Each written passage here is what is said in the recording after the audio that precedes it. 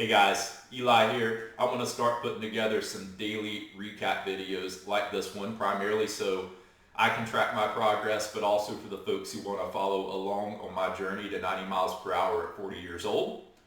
So today for me was a recovery day. To give you a little context into what that means, the Driveline Velocity Development Program has different intensities.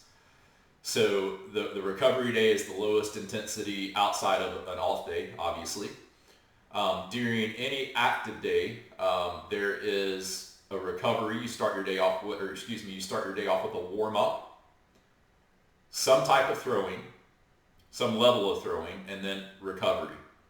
So the warm up for me today consisted of foam roller rollouts, lacrosse ball rollouts, Jaeger band exercises, shoulder tube exercises, wrist weight exercises, and then light plyo ball throws. So the only plyo ball drills we do or that you do on the recovery day are reverse throws and pivot pickoffs.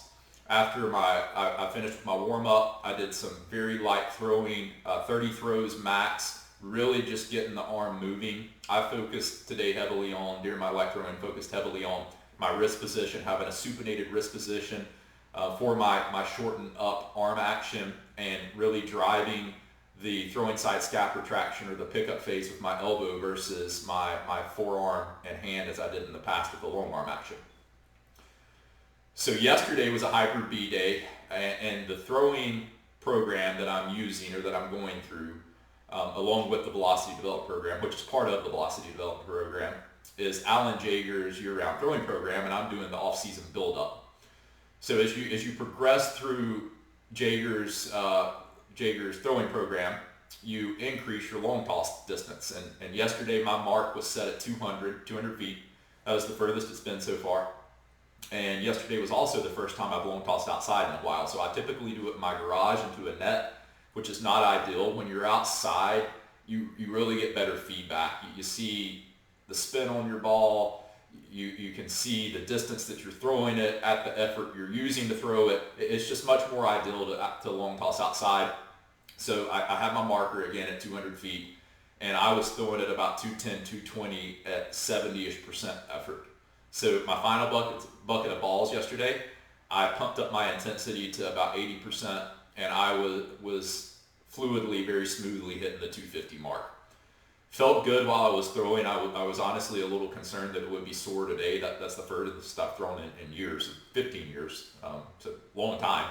But I woke up this morning feeling great, felt great during my recovery day today. I just got off of the Mark Pro, spent 30 minutes with the Mark Pro on my shoulder, 30 minutes on my elbow, and I feel awesome. During my playing days, I always had a level of soreness in my arm. Knowing what I know now, learning what I'm learning now, I did a lot of things wrong.